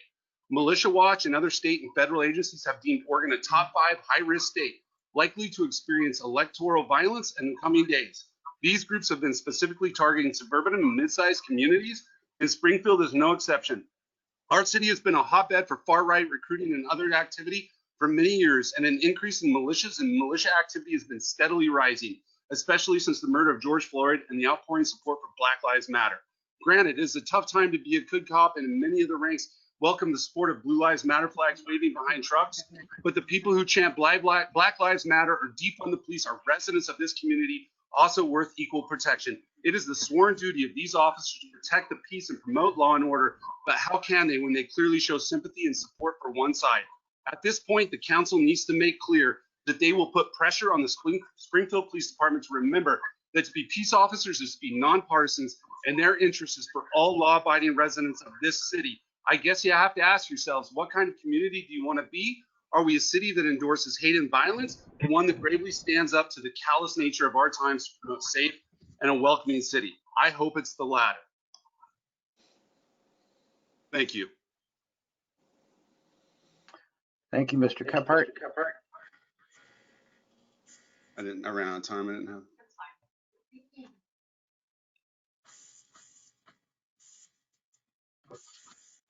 Council. Oh, go ahead. Go ahead. I was going to ask the council if there's apparently 4 more in queue, and we could potentially allow them 2 minutes each instead of the full 3 so we can get them all in. Is that okay with the council? Okay, let's go with that, Neil. 2 each with a maximum of 4 speakers. Okay, the next speaker is Zia Wang. Oh, can you hear me? Yes, we can. Yes. Thank you. Hi, my name is Xia. I want to actually share my experience when I was from the beginning of the Trump Alley at the Splash yesterday, from 11:45 till the around 3:30 after they left for the cruise. So I have 2 concerns around this rally. The first concern is, as a person of color, when I walk into the Splash parking lot, I definitely feel my heart beating faster when I see the, almost over 100 trucks with full of the, white supremacy, the flags and the Trump flags around the parking lot. They not only occupy the parking lot in the front or back, they also occupied the grass and the public space. Another thing I noticed, over 300 people there have kids, elders, nobody wear a mask. I think they violated the restriction of outdoor gathering for the COVID concern. Another thing I really concerned about, around 2 o'clock, they start to line up for cruise. And there's a police officer standing at the side of the car cruising and block the traffic for people to drive into the parking, to the park, Splash Park, to drop in the ballots. And at the same time, there's a truck from the Trump rally side. It's block the way for people drive in. So I don't know that the person is, I don't think that coming from SPD, but the police officer across the way didn't say anything, block to stop that behavior. So the whole, actually about at least 45 minutes, they block the traffic for people driving to drop the ballots. So I only have 2 minutes, so I only can briefly express what my experience, what I witnessed, and what my concern around this Trump rally as a person of color. Thank you. Thank you very much. Next speaker, Neil. Council, the next speaker is Angela Sellon. Angela, you should be able to unmute your microphone.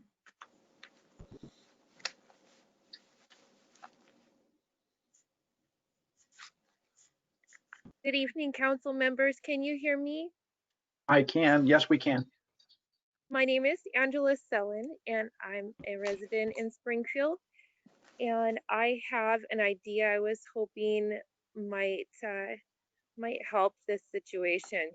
I was thinking if Springfield Public Schools and Springfield Police Department would be, if they could consider fostering a partnership, a positive partnership, and maybe dedicate 1 day and half an hour every week, maybe to show videos of how they feel, and maybe kind of go back and forth and have a bond that might help kids understand what police officers are, what their intentions are, and just kind of have that safety bond maybe. So that's all I had to say. Thank you very much, Angela. Appreciate your comments. The next speaker we have is Thomas Lawrence. And Thomas, you should be able to unmute your microphone now. Thank you. Thomas Lawrence, Ward 1. I would like to start by talking about Splash because it's a perfect segue into what I was prepared to say, which was actually a compliment for the 2 weeks ago meeting that we had. So my question is, how is there allowed to be a political rally held in the same area as a ballot box? And I'm not talking about Lamland's perspective because it's their property. I mean from the cities.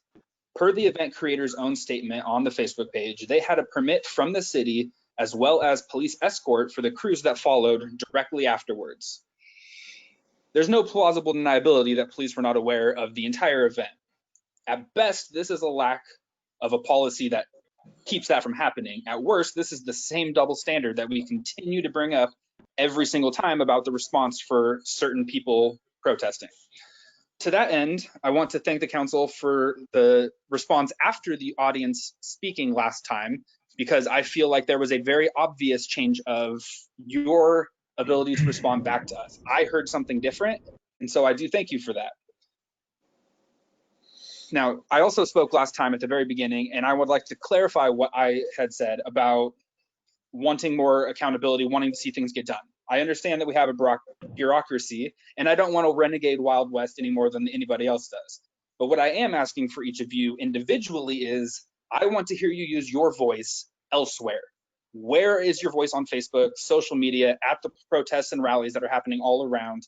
You all have a voice that we don't have. We are doing our best, but you are city councilors. You have people who know your name, people who have known you for a long time and what you stand on. We need you to take individual action, not just as the council here, but everywhere else, because we're not going to get anywhere if this is the only place we ever have work done. It needs to happen on the streets. And finally, for the work session, we talked about the police brutality, and I would love to hear an answer on the use of force during the Thurston protest, because there was a barricade, there were police, there were protesters, and police broke through the barricade before the barricade was ever taken down or disrupted. That seems like an escalation of force, not a response to proper force, due to naughty words. Thank you. Thank you for your comments, Thomas. And Neil, should be one more. I believe our last speaker is Chris Mcallister. And Chris, should be able to unmute your microphone, Chris. There you go. Good afternoon, council. My name is Chris Mcallister. I live on 12th Street in Ward 3. I'm not going to make most of my comments about stuff you've just heard about, but that said, Black Lives Matter, Latinx rights matter, homeless needs matter. With that in mind, I wanted to recognize the leadership that the city of Springfield did over the last cold spell. For the very first time in a long time, we felt heard when our most fragile needed a place and there was nobody here to help them. Neil Ladati, Nancy from the city, and the leadership team have made things happen in a way that have never happened before, and we hope to see more action like this. Springfield's voice has been not heard, both on the local level and on the community level when it comes to the needs of its individual folks, and I wanted to commend all of you for having leadership and helping make these items happen, whether it's for our displaced fire victims or from those who are struggling with addiction and health issues. You guys are being heard when you guys choose to speak. So please let us know you hear us, respond, give remonstrance, and let us know that the communication and dialogue is happening. Our people are rising. They care about them, everybody here, just like you care about everybody here. And while our police issues are very important and we need to not lose sight of those, we also need to look at where we are growing and where we are doing things differently. So thank you. Winter is here. The rains are coming. COVID is here. The flu is here. We can do better, but we are doing more than we ever have before. And it's thanks to your guys' leadership. Have a good night. Thank you, Chris. Appreciate your comments. That should wrap up our comments from the audience. And I would, if it now's a council response, but I'd like to, if I could, just ask one thing as part of a council response is, Chief, are you still here?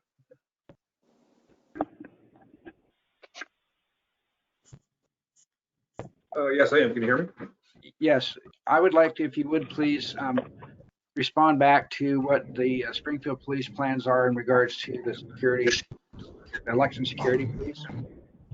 So we will have additional resources on duty, specifically tomorrow. A number of additional officers will be out there. The focus will be particular on the particular ballot boxes to make sure that there's routine patrols out there. We've been in contact with our local law enforcement partners and Lane County Elections Office to make sure that we can respond to anything that may happen out there. I've given clear instructions as of the latest time as tonight before this last meeting to our callers or staff if people do call in reporting maybe some suspicious activity or possible interference or intimidation regarding any areas around these boxes, that we'll need to respond and take a look at that. So again, we'll have different resources. We have additional resources on standby for tomorrow also.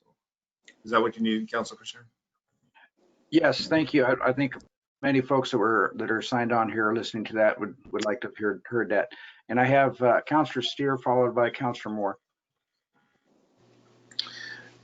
Thanks, Councillor Pishneri. I would just like to address all of the commenters tonight. Thank you for your comments, and I can promise you that to a person, everyone here on the council shares your concerns about the future of the police department and also the future of free elections here in Springfield. My understanding is that in addition to the police department, there will be independent and nonpartisan monitors at the ballot boxes, and that there will be oversight that will be allowing people to vote without any kind of fear. I also wanted to direct a comment to Ms. Lauren Miller from Councillor Moe's district. I can promise you I've had multiple discussions with Councillor Moe about your concerns, and Councillor Moe's heart is in the right place. He's definitely on your side on this. Thanks. Thank you, Councillor Steer. Councillor Moore. Yes, I just, Mike had the same question about what the police were preparing to do. So thank you for that from the chief. And then I had another question. You mentioned that there were 56 people online. And so I was wondering, Neil, if do you have a list of those people? Do they sign in? Is there some way, I mean, that surprised me that there were that many. And so I was just wondering, and when we're sitting in the council chambers, we look out and see the people, but is there a way in which we could just be notified of who is listening in? Councillor Moore, we have a list of those that have signed in, and then those that want to speak, we keep a separate list. But much like in-person meetings, we typically don't take the names of everyone who is here for a meeting. They're free to come and go. But if you could just just letting us know how many, that was really helpful to me. Thank you. I would be happy to do that. And I think too, Councillor Moore, there's on the right side of your screen, it may not be applicable to the iPad, but there's a red arrow that you can expand, and you can see on that list on the right side how many people are in attendance. Let's see, was there someone else that had a comment? Yeah, that's right. Sorry, John, your turn. Go ahead. I hope the chief didn't go too far away, because I had more questions about ballot boxes today. So Chief, if I'm a citizen and I can't get to a ballot box tomorrow, or I feel intimidated, what should I do?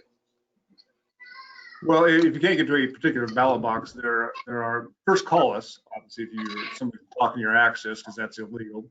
If you feel intimidated and don't want to go to a particular ballot box, and there's obviously 2 locations in Springfield, there's multiple locations in Eugene, and you can find those on the Lane County Elections website, or call the Lane County Elections officer over there, and they can give you directions on what to do with that.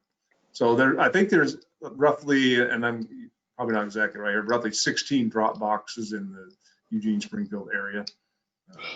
Springfield only having 2 up over here, obviously. But it is against Oregon law to intimidate somebody at a ballot box, right?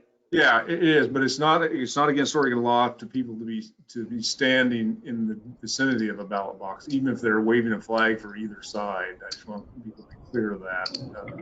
That's not considered a crime. We've got the Lane County Elections did a good job and provided law enforcement with a frequently asked questions sheet that told us what was allowed, what was not allowed. And so we've given that information to our officers, but we're going to respond. If you got a call for service or someone's concerned about it, we'll respond tomorrow. So if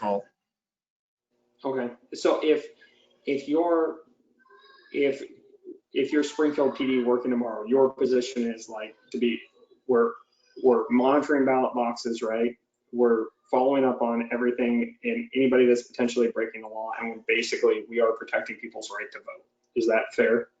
Absolutely. And this is this is a very serious election. There's a lot of energy behind it, and people are very, concerned about things. And so we're going to make sure that we have a quick response. And that's part of the reason we're hiring additional officers to be out there, so that we can have a quick response to any allegations that happen.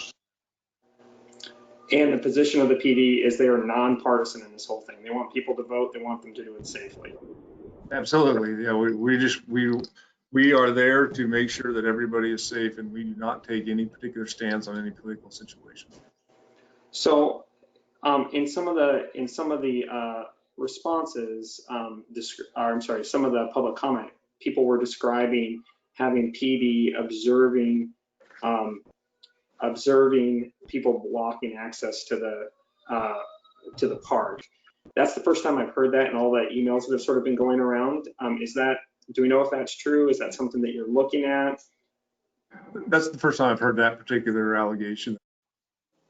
Blocking that access. We have been in contact with Lama Lane and their officials, and they did an excellent job out there of having their own officials make sure they were all around that ballot box, monitoring and making sure that there was no issues with that. Right, but I would assume that you would be following up with the police if people were blocking access to the park. That would be something you would expect them to intervene, right? Absolutely. That was part of from the get-go, Lama Lane and ours concern is that when they had this particular rally up there, it was not going to block access to the ballot box. And so there's a specific lane of travel left open for that ballot box.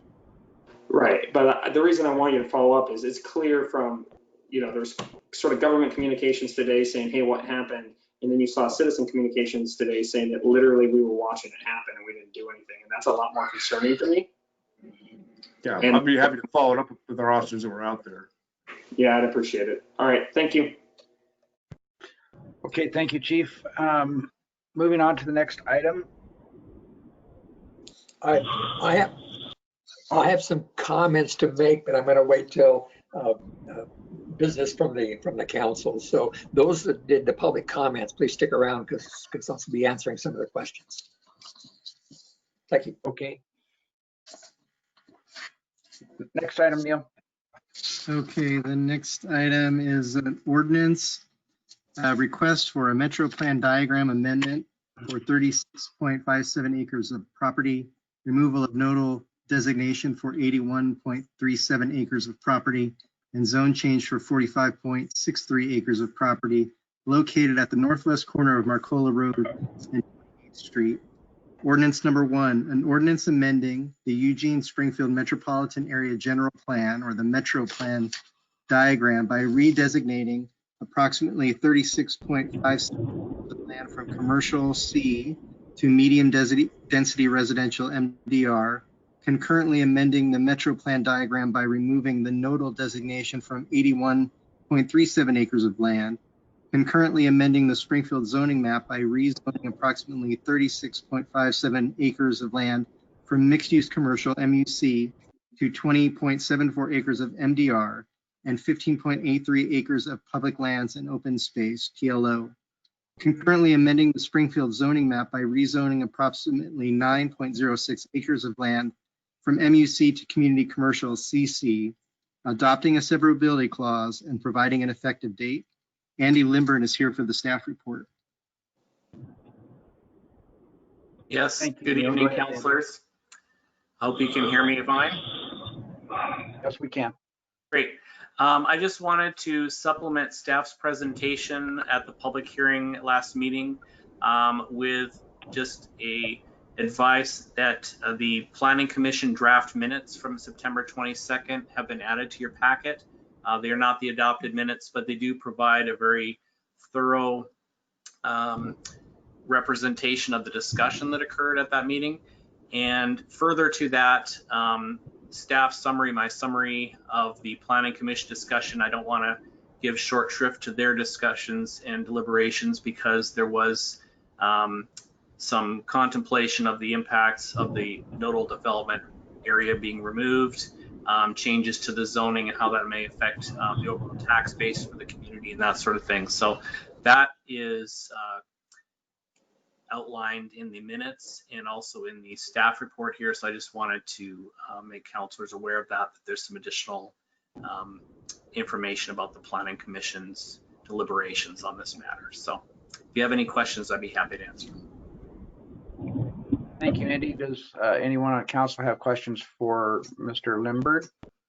Excuse me, Councilor Pictionary, if you could do the ex parte context now before you get into deliberations and question. Oh, we're supposed to do, I thought we had questions first and then deliberation. Okay. So each counselor needs to declare whether or not they've had any ex parte contact since the last meeting or conflict of interest. Go ahead, Counselor Moe. No. No conflict. No. Okay. Counselor Woodrow. Your microphone was off, I think. No, no ex parte, no conflict of interest. Thank you. Counselor Steer. No conflict of interest, no ex parte contact. Thank you. Counselor Van Gordon. No ex parte contact, no conflict of interest. Thank you. Counselor Moore. None. Thank you. No ex parte contacts or conflicts. Okay, perfect. So with that, we can start some deliberations in regards to if there's any discussion required by any of the counselors before we make a motion. Okay, Counselor Moe. I am so glad to see something going forward on that property. It's been vacant for so many years. It's so prime. I don't know why somebody hasn't taken it up before now, but this is Springfield moving ahead, and I'm really, really glad to see it happening. Yes. That's awesome to see the roadblocks removed. So, Mary Bridget or Christina, are we good to go? I just want, it's Mary Bridget, Councilor Missionary. I just wanted to confirm, I think I caught everyone's declaration except for yours. Oh, I apologize, my golly. I have no ex parte contact and no conflict of interest. How is that? Okay, that's great. Thank you. Good catch. I'm sorry. I was so interested in making this meeting go smooth, trying to. Okay, so now we're good to go, correct? That's right. You're good to move forward. Thank you. Thank you, ma'am. So I would entertain a motion. I move that we adopt ordinance number 1. I second. It's been moved and seconded, and we take a roll call vote. Mr. Ladati, please. Counselor Van Gordon. Yes. Counselor Moe. Yes. Counselor Moore. Yes. Counselor Steer. Yes. Counselor Woodrow. Yes. And Counselor Pictionary. Absolutely, yes.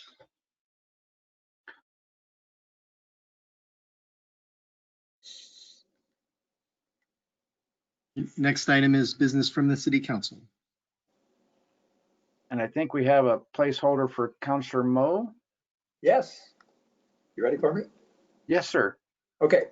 The person that spoke from the public comments that I haven't been doing my job is right. I have not been doing my job, and I apologize. When the incident happened in July, I've lived in Springfield my whole life. I did not expect anything like that to happen. I just don't know what to do. But we reacted in the city. We did support it. We were stunned. We didn't know what to do. We finally decided to hire somebody to do a study of that particular event. And I think we're sort of waiting for those results, thinking that's going to lead us to a solution. That's not it. That's just going to tell us what happened in that event. The whole picture we need to be addressing. The mayor was going to address a Blue Ribbon Council, and she resigned, and that's not happened. That's dropped. I want us now, not January, to start working on a program that we can do security, equality, respect for everybody, look in the police situation, try and make it softer for the people and get the people to trust us. They deserve it. And that's what I'm going to do everything I can to do that. So I hope the rest of the councils will work with me on that, and city manager, everybody. And I don't want to wait till January. I want to get moving now. So thank you. Thank you, Councilor Moe. So next item, Neil. Hang on, I got a couple of things. Oh, go ahead. I'm sorry, didn't see your hand. Oh, I thought there was somebody else ahead of me when Councilor Moe finished. I just wanted to draw attention to a couple of other items. I know we talked about it a couple of weeks ago, and I, appreciate the CMO's office working out how to get city council meetings and planning commission meetings put on YouTube opposed to stored on an internal website. I had heard back from people that it was just a ton easier. I know that there's only a handful of them up so far, but thank you for making it a little bit easier to access information about what's going on. The other thing is I had a home consortium board meeting last week. One of the big approval items that we had is we approved some of the federal home dollars as an emergency grant to St. Vinny's for their girls' house for homeless youth with homeless girls that is in that church that is in South Eugene. So I actually thought it was a good use. St. Vinny's has historically funded that program through fundraising in their store, and COVID has hit that program particularly hard. So we were able to find dollars under a federal rule to essentially help bridge the financing there. And I want to at least thank the chief for the work session. I know we kind of ran right up to time. I thought it was really productive, and I learned a ton from it. I know we're going to probably have more work sessions coming up shortly to get into the meat of policing, but I found the information very informative. And I would just continue to encourage the police. Chief, you're a good teacher for what's actually going on. Find different ways to talk to the community about it and answer questions. There's a lot of questions people have, and explaining what's going on and why from your perspective is really important. Thank you. Thank you, Councilor Van Gordon. And we have Councilor Woodrow. Yes. Just a couple things. One, I too want to thank the chief. I do think that we have opportunities that we haven't taken advantage of yet. I look back, I can go back many years when an officer in a community was well known to entire families. And I think we can get back to that and get back to a sense of community where the officers and the families have the sense of community with each other. And I don't think it's going to be that hard to get there. We just have to make it a priority to do that, and open up the communication lines and the feeling of reassurance on both sides that we're both out there for the same purposes, to have a safe and welcoming community. And I think it's not that hard as long as everybody keeps their eyes on where we want to be and works towards it together in communication. I also wanted to thank Chris Mcallister. That's one of the first times I've heard Chris come up and thank us for something we've done, and I know a lot of work went into it. It was, that freeze was a quick freeze, unexpected, early in the year. I mean, normally we've been thinking November 15th. We moved it up to November 1st a lot of times in order to be able to handle it. But when it happened in the middle of October, it was quite a surprise. So I too appreciate the work that the staff put into being able to accommodate that. And I thank Chris for recognizing how much work the staff put into it to get it done. And so thanks, Chris, and hopefully we can continue to work on this. I've heard good comments from the community regarding the RVs, regarding the ADUs, different opportunities to try to help out the displaced fire people, the displaced unhoused. And so we're getting there, Chris, and keep letting us know. So thank you. Thank you, Councilor Woodrow. Councilor Moore. Just a quick comment. Hearing people tonight speak about what happened out at Thurston at Splash, that was the first time I heard a lot of this information. And I just wondered if anyone had any videos, since we tend to have all these, we have our phones and we take video, because I'm hearing two different stories. And so if anyone has, and then I'm hearing that some people are still feeling intimidated at that particular Dropbox. So I just would appreciate having some kind of video evidence going forward, if anyone has any. Thank you. As far as I know, there's no video evidence of that I've seen. Like, I know that you've had that question before where, actually now that, that whether or not there'd been like a live feed or something like that towards the event. I don't know of anything like that. In one of the emails, I think there may be a link to like a promo video, and that would be the only thing that I've seen, but it was in our email today. They look like a drone. Yeah. Okay. Okay, moving on to the next item. Next item is business from the city manager. Yes, thank you. Council, I'd just like to share one positive thing that happened today to wrap up our meeting. Today we had a Dia de los Muertos celebration, Day of the Dead, that was put on by our library staff, and they did an excellent job putting that together. We had some wonderful live music on the square by City Hall, and followed by some comments from myself and our library director, our Latino coordinator in the library.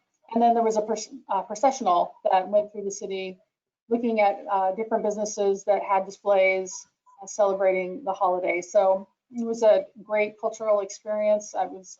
People were wearing masks and being socially distanced, so it was very responsible and a positive event. Just wanted to let you know. Great, sounds good, Nancy. Thank you. Next item. Any business from the city attorney? No business, thank you. With that said, this meeting is adjourned. Thank you, everyone. Have a good, safe night. Bye-bye. Thank you. Bye-bye.